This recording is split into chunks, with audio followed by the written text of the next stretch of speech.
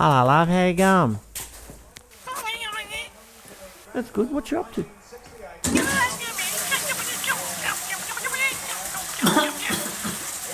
You want me to do what? Be in a play?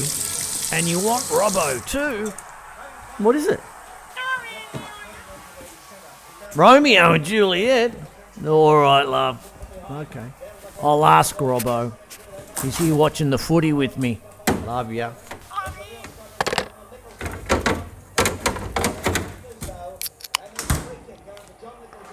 What's up, mate? Hey, Robbo. Yeah, mate. I need a bit of a favour from you. What's it, mate? The missus has signed me up to a local theatre little production company. She wants me to play the part of Romeo, mate. Romeo? Oh, you're bloody kidding, mate. I'm not kidding, mate. I need a bit of help. How am I going to do bloody Romeo? Oh, what do you want me to do about it, mate? Well, mate, can you help me with my lines? All right, then. What lines am I going to say? Well, you know. You got to help me out here. All right. What's it all about? They want us there tomorrow. Tell you what, Robbo, meet me at the Fanny Street bloody theatre company thing. It's in between Capulet Street and Montague Street in Mooney Ponds. All right, mate. Hey, don't forget the Carlton Essendon game. I got to go and get tickets, all right? Yeah, mate, we can't miss that one. I know, mate. It's a bloody grudge match. I hate the mongrels. So do I, mate. Go Blue Baggers. Come on. See you tomorrow, Robbo. Hey, Siri. Directions to the Fanny Street Playground Productions and Theatre Company, Mooney Ponds. I found this on the web.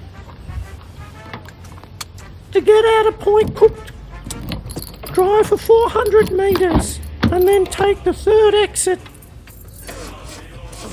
Now that you're on Point Cook Road, drive straight for 900 metres. Bloody hell, look at the bloody traffic. I might do a U-turn. There's 500 metres to Point Cook. No, don't do a U-turn, you dickhead. Keep on going straight. Now you're on Triome Avenue in Lavy Lakes, Lockup and Reception Centre. And here we go, you take the third exit. And now you're on Aviation Road. Now, turn left and you're on the M1 to Melbourne, 200 metres. Then you got another 300 metres. Now drive like buggery. Let's go. Oh, look at it. Look at the bloody traffic. Bloody get off my arse, you bastard. Look at that. You just keep on going for another 9.7 kilometres. Oh, then you go take the turn off 1.1 kilometres at Melbourne Airport. Okay, left. No, you dickhead. Now turn left. Get off the arse. There's a guy behind you. Give him the finger. Now you go up Moreland Road. Bloody hell, Siri, I feel like I'm in bloody enemy territory here. And then you keep on going to Moreland Road. All the time. More Moreland Road. Keep driving, you silly idiot.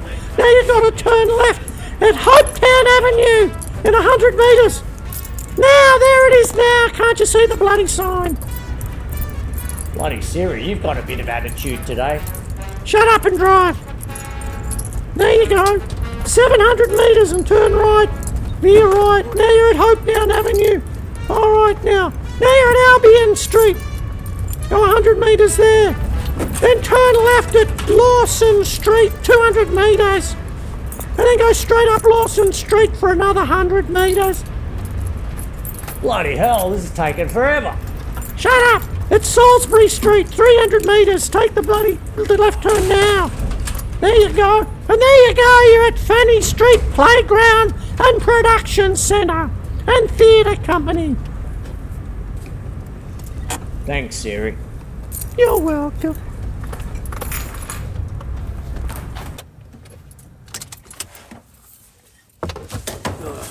Hey, Robbo. We're here. Thanks for making it. No worries, mate. So what's it all about?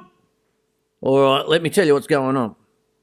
We got to do a play, and it's set at Windy Hill, and a brawl between Carlton and Essendon. And the footy players, who, like the masters they serve, are sworn enemies. Prince Escalatorus of Moonee Ponds intervenes and declares that further breach of the peace will be punishable by death. Bloody hell! Later, Count Paris, the Essendon coach, talks to Capulet about marrying his daughter, Juliet. But Capulet asks Paris to wait another 2 years and invites him to attend a planned Capulet ball. Lady Capulet and Juliet's nurse try to persuade Juliet to accept Paris's courtship, but they put her on the bench instead. Meanwhile, the centre-half forward, Benvolio, talks with his cousin Romeo, Montague's son, because of his recent depression because he got dropped back to the Magoos. Benvolio discovers that it stems from unrequited infatuation for a girl named Rosaline, one of Capulet's nieces. Persuaded by Benvolio and Mercutio, the half-forward flanker, Romeo attends the ball at the Capulet house in hopes of meeting Rosaline. However, Romeo instead meets and falls in love with Juliet. Juliet's cousin, the full-back Tybalt, is enraged at Romeo for sneaking into the ball, but is stopped from killing Romeo by Juliet's father, who does not wish to shed blood in his house. Bloody hell, mate, it's just a footy match. No. Anyway, I'll move on. After the ball, in what is now famously known as the balcony scene, Romeo sneaks into the Capulet orchard and overhears Juliet at her window vowing her love to him in spite of her footy team's hatred of the Montagues who built that bloody bridge in South Melbourne.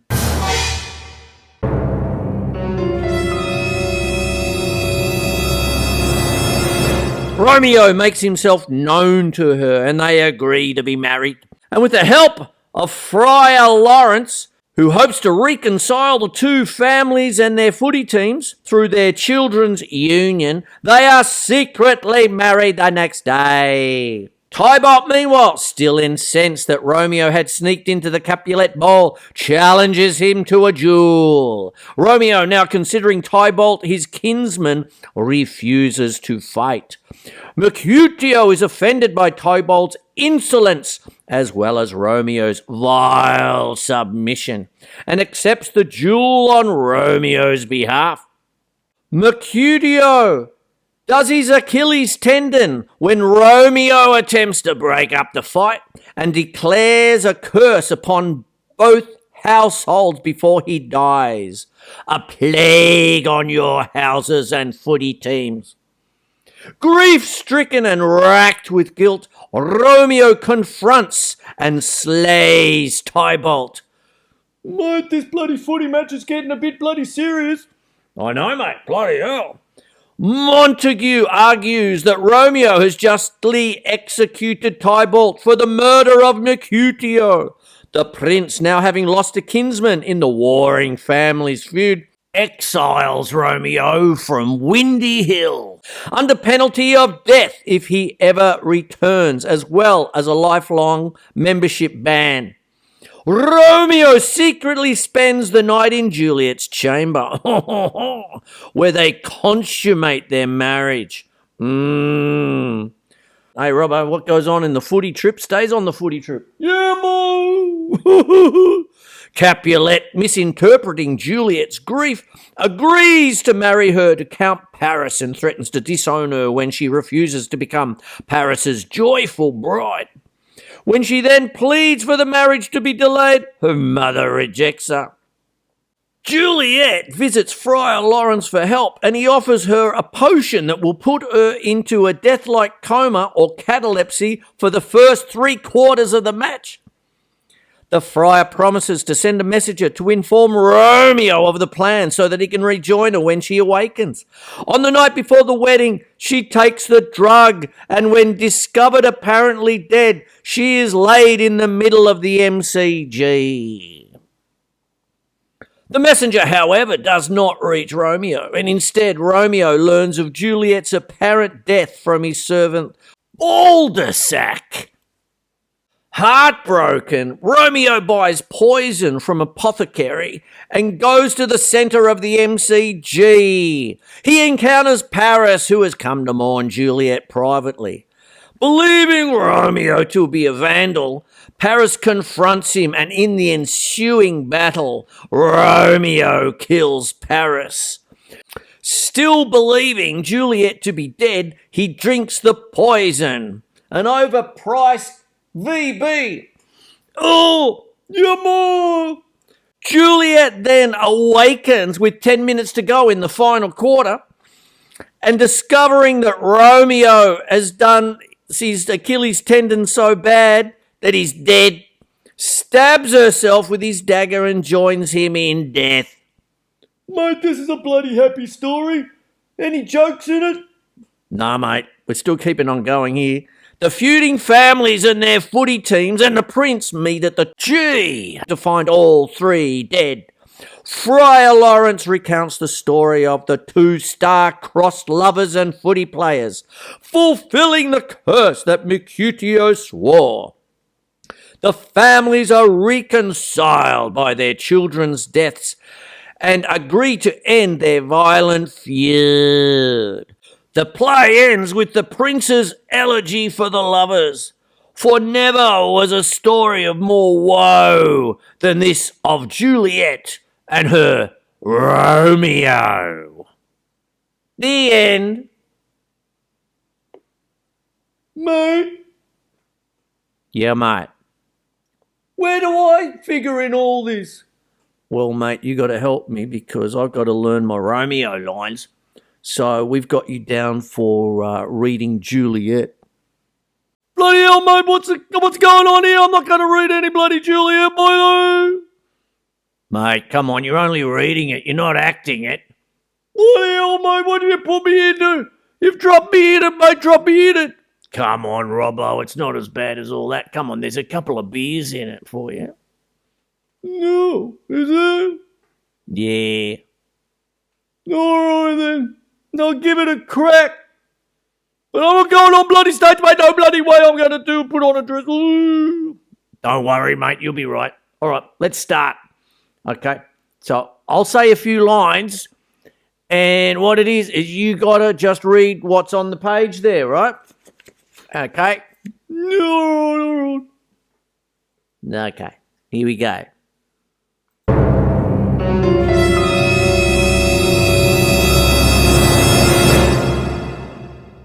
Ladies and gentlemen, the Fanny Street Playground and Production Centre present Romeo and Juliet.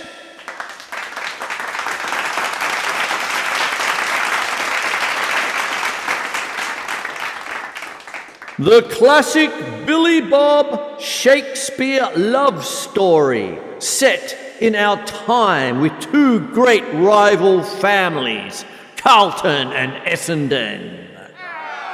It is the greatest love story and grudge match the world has ever known. Hope and despair, tragedy and love.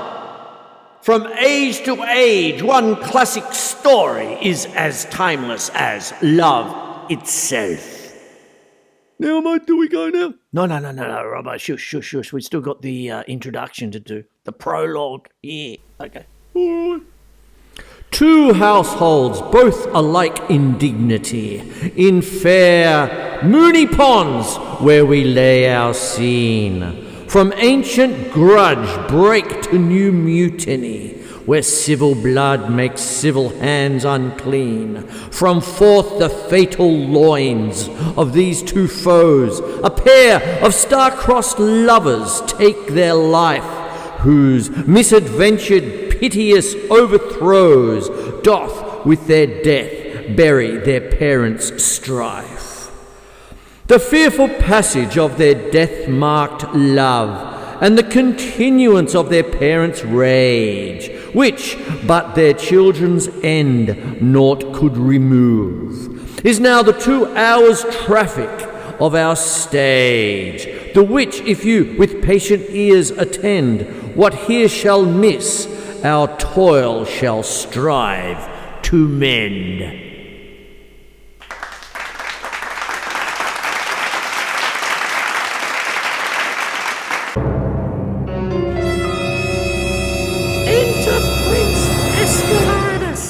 With his coaching team.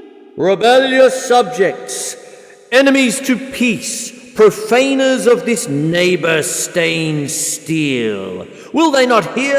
What, who, you men, you beasts, that quench the fire of your pernicious rage, with purple fountains issuing from your veins, on pain of torture from those bloody hands, throw your mistempered weapons to the ground, and hear the sentence of your moved prince. 3 civil brawls, bred of an airy word, by thee, old Capulet and Montague, you are both reported, and hast to go to the AFL judiciary on Monday night. Have thrice disturbed the quiet of our footy ground, Windy Hill, and made moony ponds ancient citizens, cast by their grave beseeming ornaments, to wield old partisans in hands as old, cankered with peace to part your cankered hate. If ever you disturb Huckle Street again, your lives shall pay the forfeit of the peace. For this time all the rest depart away. You, Capulet, shall go along with me, and Montague, come you this afternoon to know your farther pleasure in this case. To Lygon Street, our common judgment place, once more on pain of death, all men depart. All right, Robbo, I'm off. Here we go. What lady's that which doth enrich the hand of yonder knight? Oh, she doth teach us the torches to burn bright. It seems she hangs upon the cheek of night, as a rich jewel in an Ethiop's ear. Beauty too rich for use, for earth too dear. So shows a snowy dove trooping with crows, as yonder lady over her fellows shows. The measure done, I'll watch her place of stand, and touching hers, make blessed my rude hand. Did my heart love till now? Forswear its sight, for I never saw true beauty till this night. Okay, Robbo, we're on in after this little bit here. Robbo. Just let him go a bit. This, by his voice, should be a Montague. Fetch me my rapier, boy. What dare the slave come hither, covered with an antic face, to fleer and scorn at our solemnity? Now, by the stock and honour of my kin, to strike him dead, I hold it not a sin. All right, let's go. If I profane with my unworthiest hand this holy shrine, the gentle sin is this: my lips, 2 blushing pilgrims ready stand, to smooth that rough touch with a tender kiss. Robbo, you're on. Go. Good pilgrim, you do wrong your hand too much, which manly devotion shows in this. For saints have hands that pilgrims' hands do touch, and palm to palm is holy palmer's kiss. Have not saints lips, and hairy palmers too? Aye, pilgrim, lips that they must use in prayer. Oh then, dear saint, let's lips do what hands do. They pray, grant thou, lest face turn to despair. Saints, do not move through grant for prayer's sake. Then move not, while my prayer's effect I take. Thus from my lips, by thine my sin is purged. Get off me bloody, what are you bloody doing? Oh, Then at my lips the sin they have took. Sin from my lips, O trespass sweetly urged. Give me my sin again. Get the bloody hell off me, mate. What are you bloody doing there? You kissed by the book. Hey, Robbo, I think that went pretty well. You didn't tell me about any bloody kissing, mate. I need to wash my bloody mouth out now. Have you got that bloody beer handy? Oh, bloody hell. All right, mate. Settle down. Come on, we're coming up next again. No, bloody hell. What did you get me into? But soft, what light through yonder window breaks? It is the east, and Juliet is the sun. Arise, fair sun, and kill the envious moon, who is already sick and pale with grief that thou, her maid, art far more fair than she, but not her maid since she is envious. Her vestal livery is but sick and green, and none but fools do wear it, cast it off. It is my lady, oh, it is my love. Oh, what she knew she were. She speaks, yet she says nothing. What of that? Her eyes discourses. I will answer it. I am too bold, 'tis not to me she speaks. Two of the fairest stars in all the heaven, having some business, do entreat her eyes to twinkle in their spheres till they return. What if her eyes were there, they in her head? The brightness of her cheek would shame those stars. As daylight doth a lamp, her eyes in heaven would through the airy region stream so bright that birds would sing and think it were not night. See how she leans her cheek upon her hand. Oh, that I were a glove upon that hand, that I might touch that cheek. Who, me? Bloody hell! She speaks. Oh, speak again, bright angel, for thou art as glorious to this night being over my head, as is a winged messenger of heaven, unto the white upturned wandering eyes of mortals that fall back to gaze on him, when he bestrides the lazy passing clouds, and sails upon the bosom of the air. Robbo, go. Oh, Romeo, Romeo, wherefore art thou Romeo? Deny thy father, refuse my name, or if thou wilt not be put sworn by love, and I'll no longer be a Capulet. Shall I hear more, or shall I speak at this? 'Tis but thy name that is my enemy. Thou art thyself, though not a Montague, oh, be some other name. What's Montague but a bridge in South Melbourne? It is nor hand, nor foot, nor arm, nor face, nor any part belonging to a man. What's in a name? That which we call a rose, by any other name would smell as sweet. So Romeo would, were he not Romeo called, retain that dear perfection which he owes. Without that title, Romeo, doff thy name, then for my name, which is no part of thee, take all myself. I take thee at thy word. Call me but love, and I'll be new baptized. Henceforth I never will be Romeo. What man art thou that dost be screened in night, so stumblest on my counsels? By a name, I know not how to tell thee who I am. My name, dear saint, is hateful to myself, because it is an enemy to thee. Had I it written, I would tear the word. My ears have yet not drunk 100 words of thy tongue's uttering, yet I know the sound. Art thou not Romeo and a Montague, the people who built the bridge in South Melbourne? No, fair maid. I am a blue bagger through and through. And what's more, the game's on, mate. We gotta go. Oh, mate. Let's sneak off. Let's go. Sorry, love. The footy's on.